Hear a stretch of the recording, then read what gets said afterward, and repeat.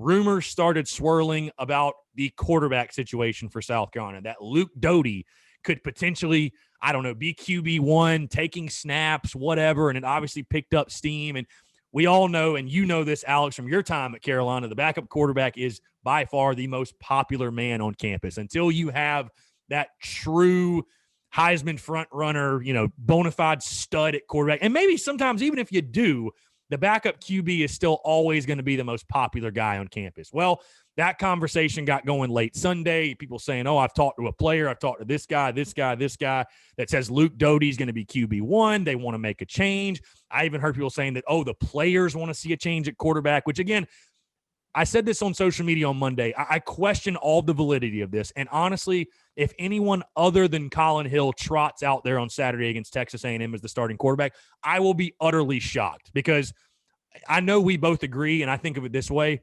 I think people are foolish to think Mike Bobo is going to bail on his guy after one subpar game. I just, that would surprise me. That would really surprise me if that happened. But for the sake of the conversation, let's just play the hypothetical game.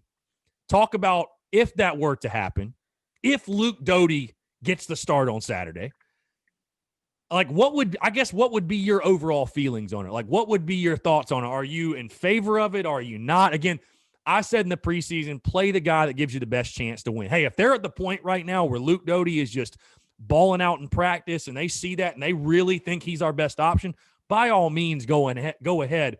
What I know you and I both don't want to see, though, is a change for the sake of a change, because I said this again on social media, and I'll tell anybody this: quarterback is not this team's main issue. That's not why this team has lost games. That's not why it got blown out against LSU. It's not why Florida put up 38.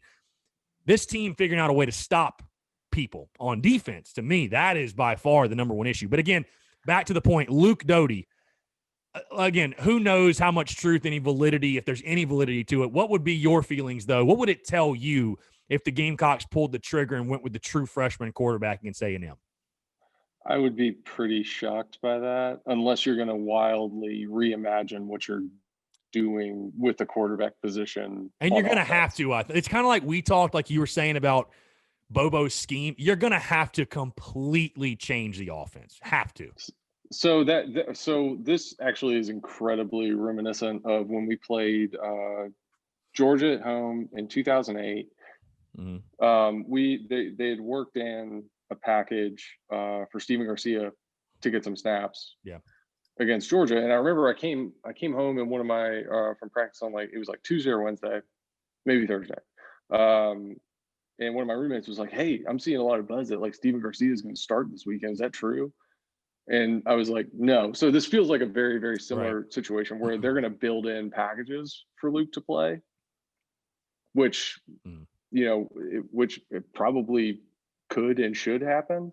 But if he got the start, I would be completely stunned by that, because the skill set that he brings to the table could not be any further away from what Colin Hill brings to the table. So you're talking about having to re-engineer an offense in 2 weeks to give a freshman a shot at this. And, given that he has taken maybe 4 or 5 snaps at quarterback this entire season, and always in, kind of a quarterback sweep kind of scenario, that would shock me. Yeah, I mean, again, I'd just be really surprised. And I understand. Again, that's the easiest thing to talk about. And when things aren't going your way, it's always, the quarterback position gets way too much of the credit and also way too much of the blame. So, and I know there are limitations to Colin Hill and what he can do. We all see him, right? I mean, he's not fleet of foot. The sack numbers are way up, and I think pass pro obviously has to get a lot better. But, some of that falls on Colin Hill, holding on to it too long. He can't get outside the pocket. I understand the limitations. But, again, I just come back to number one. I mean, is Luke Doty really ready to take over this offense and run the offense and do what Bobo wants him to do? And then, again, I just don't think quarterback has been the number one issue with the team. Again, I'm all for getting Luke Doty on the field and using his athleticism, because, again, I know that's something we've talked about that's just killed me and frustrated me. Is we hear all preseason this lip service from Will Muschamp of how great of an athlete Dak Joyner is and how athletic Luke Doty, supposedly he's the fastest guy on your football team, and he's not seeing the field. So, I'm all for getting them in there in packages. And I think that's probably a lot more realistic in regards to what to expect. Because I agree with you. It would utterly shock me again if Colin Hill all of a sudden after the bye week is knocked off and you have Luke Doty as your starter. But again, it's intriguing and the upside. And I wonder if this coaching staff would try to use it as a spark, if you will, because, again, I'm not sure if you heard the conversation I had with Patrick Davis on the show Monday. Again, Patrick Davis is just a fan, but he's a singer-songwriter. He knows a lot of people. He knows Darius Rucker. He knows a lot of boosters, a lot of people. And I asked him the question we've had on this show before, Alex. Do you think, just talking about Will Muschamp and the buyout, he thinks 110% they could pay it if they really wanted to. He's like, those guys, those old guys smoking those cigars, they have the businesses, if they really want to open the checkbook, it's possible. So I just wonder, could this coaching staff maybe be trying to use this as some sort of spark? Because if you go down swinging with Colin Hill and you go 3-7 and you never see Luke Doty or even Ryan Helinski on the field, it's not going to be good. But it may be a different vibe if you go 4-6 or whatever and you got Luke Doty at quarterback. I don't. I'm just trying to see how could these puzzle pieces fit together because, again, I know we're both on the same page. I don't see it happening. But, maybe that would be the reasoning. Maybe they would, in some regard, do it for that reason. What do you think? Maybe. But I don't know why they would have waited this long to do it. Right. Either. Especially like if it's just one of those things, again, where it's just going to be certain packages, or maybe he doesn't have a full grasp of everything yet. But at the same time, that's kind of what we've talked about before, where it's like, if this is really the best athlete you've got on the team, you got to get the ball in his hands. Yeah. And if that means you got to take 4 or 5 pages out of the playbook or simplify some things, that's what you got to do instead of, putting somebody out there who does understand it, but doesn't bring that same skill set. So, it could, sure, he could go in there for, the first play of the game and technically be the starter.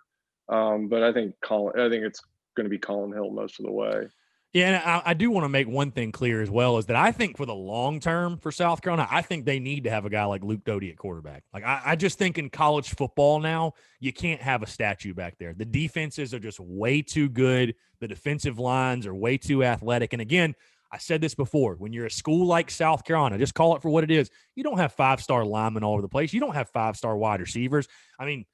You don't have that much talent to where you're just going to out-athlete people. You're just going to win one-on-one matchups all day long. You got to get creative. So I'm not opposed to, hey, Luke Doty being or Gunnar Stockton or whoever, these dual threat guys, these true dual threats being the long-term answer. But again, like you were saying, right now, is Luke Doty really ready? And then again, I just don't think Luke Doty is going to be the answer to everybody's prayers in the sense of turning this thing around. And Luke Doty don't play defense. He plays quarterback. Mm-hmm. So, but again, it is kind of funny because you relate it back to when you were playing and it's like the quarterback conversation, it never goes. Because that is actually a really good point you make is that, when Garcia was kind of coming in and platooning, and I just wonder, because Garcia kind of took the starting job after getting some limited reps, right? Because I think 2008 was the Thursday night LSU game. Like that was really his coming out party, kind of. I remember he had the run down the sideline where he pumped the crowd up and stuff like that. Like that kind of felt like his coming out party.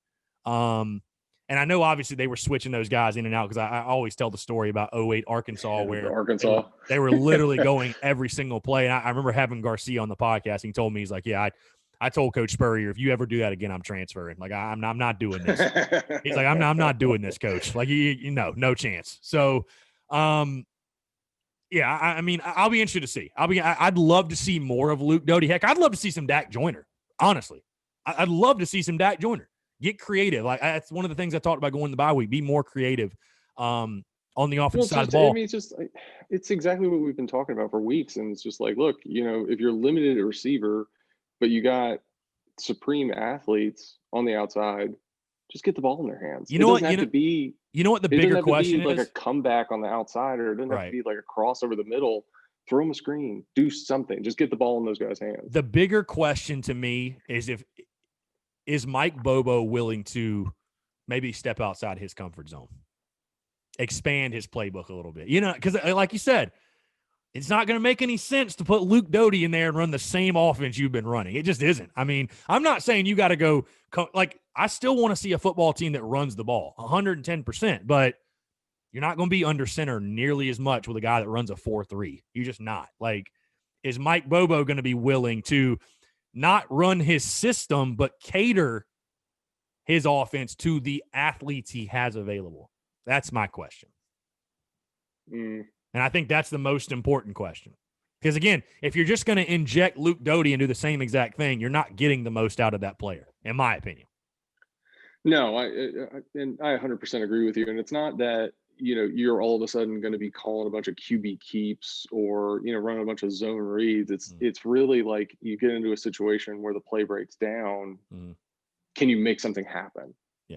And look, like, Colin's doing the best he can. And as somebody who's torn an ACL before, like, if I had done that twice, I would have been like, no, this is it. I'm not doing this again. Three times, and he's done it on the same leg. I know this, and like, so like tenacity is off the charts with him, obviously.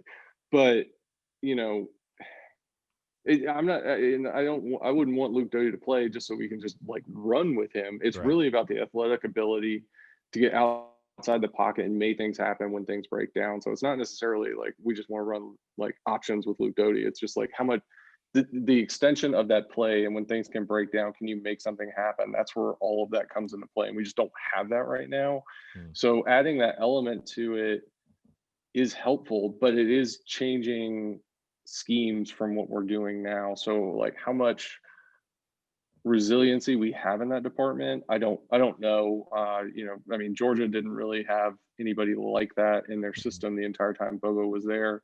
And I still go back to, and it still boggles my mind that, like it could, I'm comparing here, but, Bobo, Kirby Smart, Will Muschamp, we're all part of that same kind of Georgia contingency.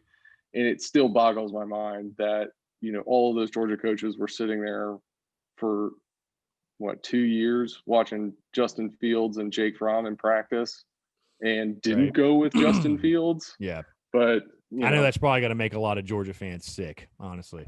Which it should. I mean, it should. Look at what Fields is doing. I know. Heisman contender. Until Jake Bentley starts playing. Which is this weekend, by the way, ironically enough. Yeah.